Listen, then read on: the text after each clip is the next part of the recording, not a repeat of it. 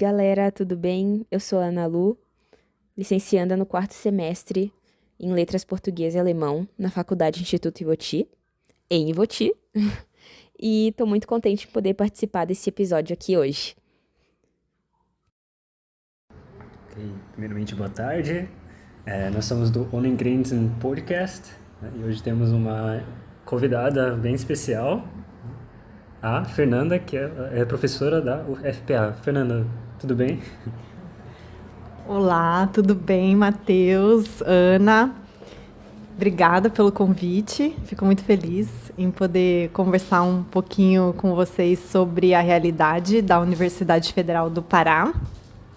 Eu sou a Fernanda, como vocês já apresentaram, e eu estou lá vivendo em Belém e trabalhando no curso de licenciatura que a gente tem na Universidade Federal do Pará desde 2019. Então, eu estou lá há 6 anos, né, contando o período de pandemia em que a gente trabalhou online. E Fernanda, como que funciona a formação de professores, a licenciatura na UFPA? Bom, a gente que está aqui no Sul, no Sudeste, em geral, fazendo as nossas formações e crescendo, né, no ambiente cultural do Sul e Sudeste, a gente nem imagina que tem uma licenciatura no norte do país, né, em letras alemão. E a gente é uma habilitação simples ainda, o que é mais surpreendente, porque, em geral, os cursos são habilitações duplas. Então, você pode estudar português e uma língua estrangeira. E lá a gente tem essa particularidade. Somos uma habilitação simples e somos uma licenciatura. Então, nós formamos professores para atuarem na educação básica. E é uma licenciatura antiga também. A UFPA é uma universidade grande, uma das maiores do Brasil, e a maior universidade do Norte. E é uma universidade que tem 68 anos, o que para o Brasil é considerado uma universidade velha, né? E o nosso curso de alemão, ele foi fundado logo na sequência em que a universidade é fundada. Então, é um curso antigo também para a universidade, o que também é surpreendente, né? Então, esse curso ele já existe, ele é mantido por colegas há muito tempo, não é? Eu estou chegando agora há pouco, mas muita gente já trabalhou para esse curso existir. E no Norte a gente não tem esse contexto de imigração alemã ou de pessoas de língua alemã, também, né, vieram ao Brasil austríacos e suíços, né, não só alemães. Mas a gente tem um interesse muito grande na região por conta das características que a gente encontra na região norte do país, mais especificamente a Amazônia brasileira, né? Então a gente sabe que a Amazônia ela se estende muito mais do que o território no Brasil. E essa floresta ela atrai o olhar, né, de pessoas não só do nosso país, mas de muitos outros países que vieram para cá. Eles também representam outros governos, eles representam instituições, né, que são já muitas parceiras de instituições brasileiras, por exemplo. Nós temos o DAD, que tem um leitorado cultural em Belém, dentro da universidade, que é o segundo, um dos 2 leitorados culturais que existem no Brasil, o outro fica em Fortaleza, que foi fundado em 72. Então, vejam, né, há muito tempo o DAD está lá na universidade também, nos apoiando na construção desse curso, né? Porque é importante ter uma comunidade falante de alemão para que essas parcerias e essas cooperações aconteçam em diferentes ambientes. E, além disso, nós somos também o único curso de alemão da região norte inteira. Então, se você quiser estudar alemão, né, num contexto de germanística, não só de licenciatura, mas de germanística, o único lugar da região inteira onde você pode estudar é em Belém, na UFPA. Então, o nosso curso ele é quase como um centro de formação de professores que, por sua vez, vai ser o pontapé inicial para uma formação linguística de língua alemã. Então, ele tem uma grande relevância, né, se a gente for pensar na formação linguística em língua alemã dessa região. Além disso, na UFPA, a gente tem uma escola de aplicação também, que é da universidade e que oferece alemão como possibilidade de idioma estrangeiro. Então, é o lugar onde os nossos alunos fazem o estágio, por exemplo, né, que faz parte do currículo de licenciatura. Além disso, por conta do leitorado, do DAD, que é um leitorado cultural, ou seja, que promove ações não só para a formação de professores, mas também para divulgação da cultura alemã, a gente tem uma casa que se chama Casa de Estudos Germânicos, que tem um status de sala de leitura, mas é uma pequena biblioteca onde está o gabinete também do leitor, né, que é o nosso professor visitante. Então, ele tem uma atuação dentro do curso também, nos apoiando dentro do curso. E esse ambiente é um ambiente de estudos, é um ambiente onde se promovem eventos, é essa pequena biblioteca que é fomentada também por essa parceria do DAD, né, porque anualmente a gente recebe volumes de livros, então é uma biblioteca atualizada, não só voltada para DAF, né, que seria esse material de alemão como língua estrangeira, mas sobre filosofia, história, cultura, né? E hoje, né, o nosso pequeno acervo é o maior acervo da região norte de volumes de livros de língua alemã, por exemplo, e que é aberta a toda a comunidade acadêmica. Então, a gente recebe pessoas de várias áreas, porque se a gente for pensar também na internacionalização da própria universidade, há muitos acordos firmados com instituições de língua alemã. Então, tem pessoas, por exemplo, da engenharia, da filosofia, do direito, enfim, de várias outras áreas que frequentam a Casa de Estudos Germânicos, que também é esse pequeno centro cultural, né, dentro da própria universidade. E vinculado ao nosso curso, a gente tem 2 ações de programa de extensão, que são o curso livre de alemão, que é uma espécie de centro de línguas de alemão, um projeto de extensão, é essa nomenclatura, né? E a gente tem também o programa de extensão Idiomas Sem Fronteiras, que também incorpora o alemão como língua ofertada para a comunidade acadêmica. E de extensão também, né? Porque parte dessas vagas a gente oferece para a comunidade externa de instituições de ensino. Será que você poderia comentar um pouquinho sobre o currículo do curso? Como que ele se diferencia muito das outras universidades? Então, a gente vem discutindo muito o currículo das licenciaturas na área de línguas estrangeiras modernas, né? Principalmente, pelo menos, o que é do meu conhecimento, né? Que é a área em que eu circulo profissionalmente. Mas na germanística, a gente vem discutindo nos últimos anos, de maneira muito central, os aspectos relacionados ao ensino-aprendizagem de língua estrangeira e a discussão sobre decolonização, por exemplo. Né? Nós somos brasileiros, ou seja, somos um país, uma nação que foi colonizada, e isso significa muita coisa. E isso vem nos interessando há muito tempo para pensar o ensino, para pensar o currículo, para pensar o que é a nossa cultura, quais são esses aspectos de identidade, né, que permeiam as nossas vidas, como isso desempenha um papel nas nossas vidas, nas nossas formações, não é? E quando eu fui trabalhar em Belém, eu tive que aprender muita coisa, porque eu sou do Sudeste, eu sou originalmente de São Paulo, mas eu vivi muitos anos em Curitiba. Eu fiz a minha formação acadêmica toda lá. E a gente tem aqui no Sul uma particularidade da presença da língua alemã que é motivada principalmente pelo contexto de imigração, em especial da Alemanha, né? Então, nós temos colônias, o que a gente chama de colônia, né? Que seria em alemão Siedlungen. Nos contextos Sul, principalmente, nos 3 estados, Paraná, Santa Catarina e Rio Grande do Sul. No Sudeste, nós temos uma presença de muitas empresas também, né? Tem um movimento de imigração, existem muitas escolas bilíngues, não é? E na região Norte, a gente não tem esse contexto. Então, a pergunta que circula muito, quando a gente pensa no alemão, no Norte, mas por que você vai aprender alemão aqui? Né? por que você vai fazer letras alemão aqui no norte? Qual o sentido, né? Porque responder essa pergunta no sul e no sudeste é muito fácil, né? É muito fácil você justificar um curso de licenciatura em letras alemão no sul e no sudeste, principalmente, né?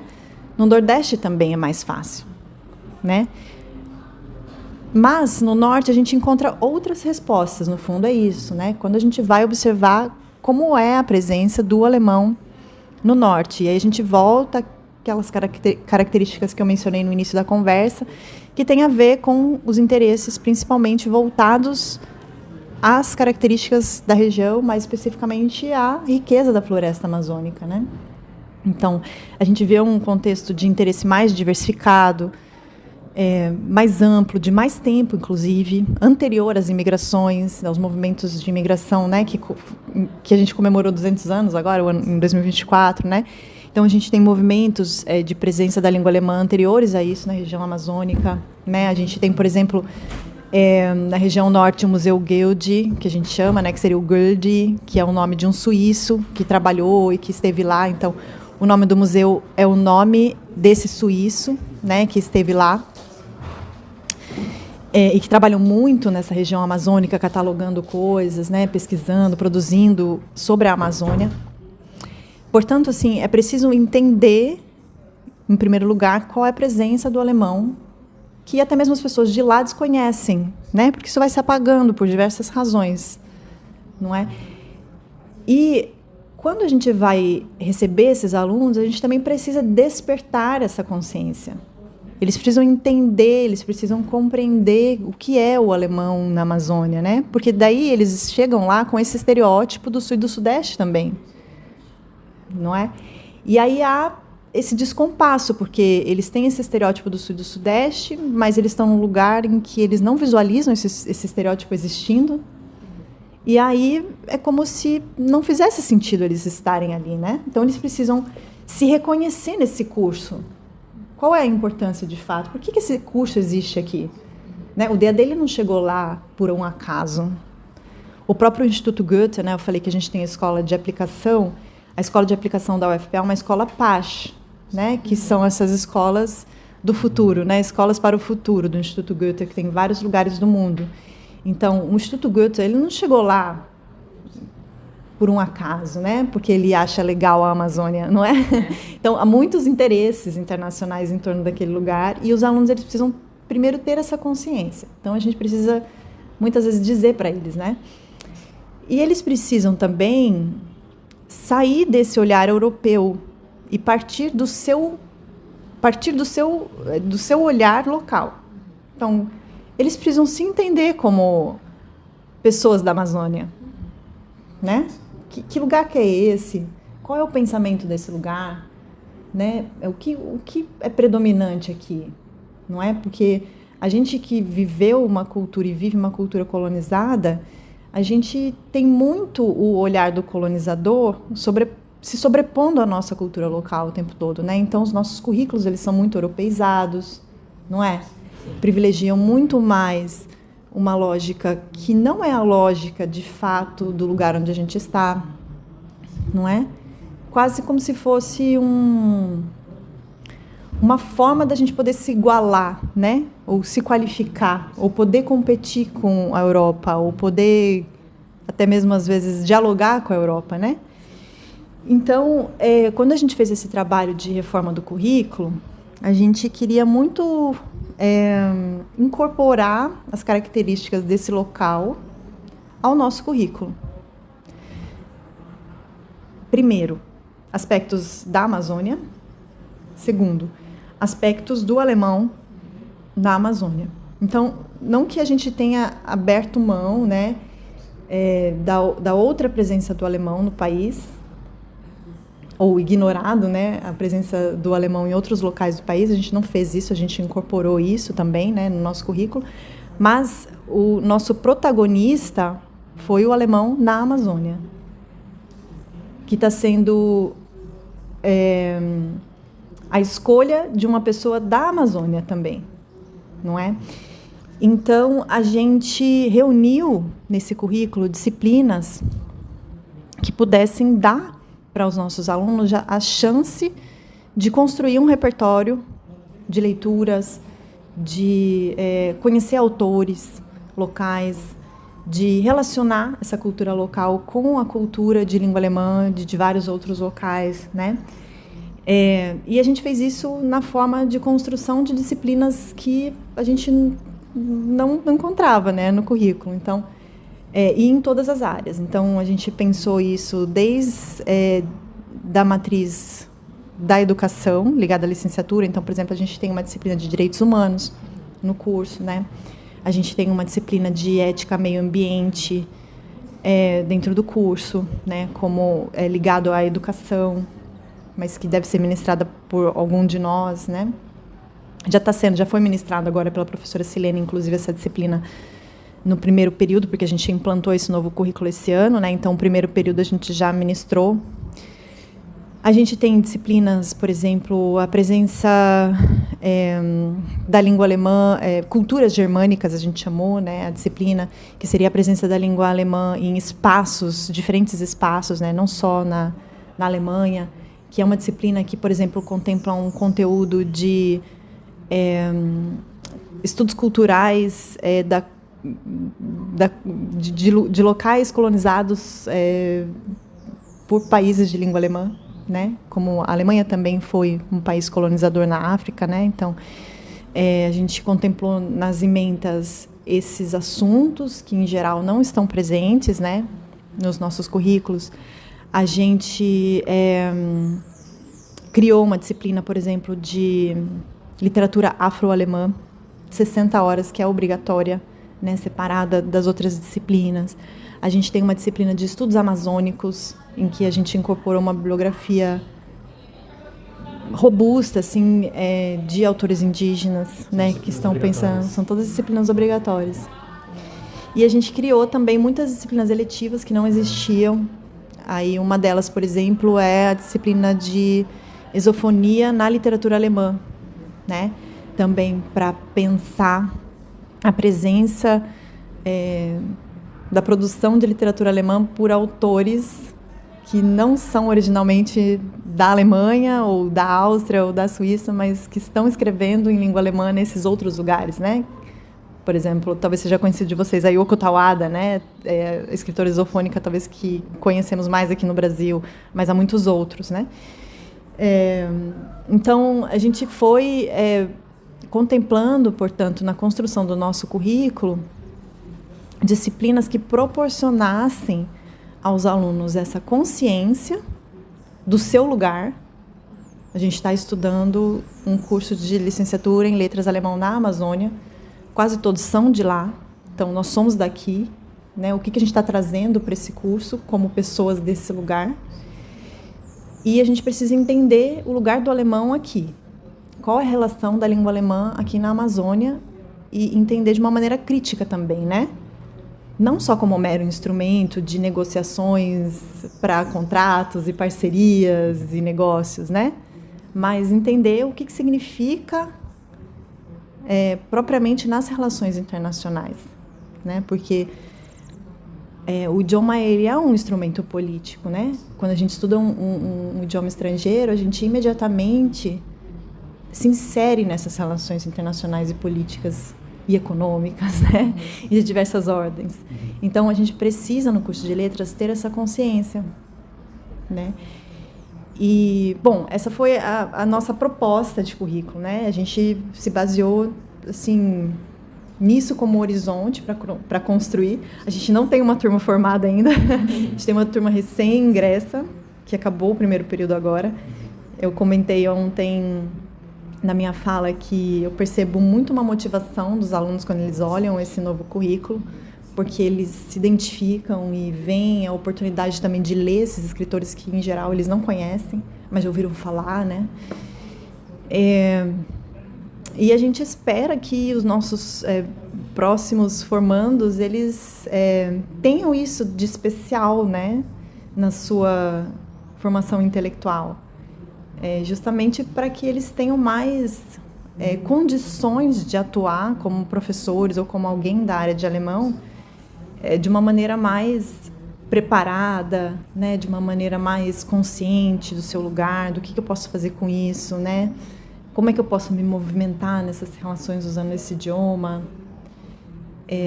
Sempre priorizando mesmo esse olhar crítico, né? E não só de mera reprodução de modelos que nos são dados, né? E que de certa forma vão nos formando como sujeitos no mundo, não é? Então foi mais ou menos essa a proposta que a gente encarou. Diferente e interessante, né? Muito legal mesmo. Tem. Então eu gostaria de agradecer pelo seu tempo, Fernanda.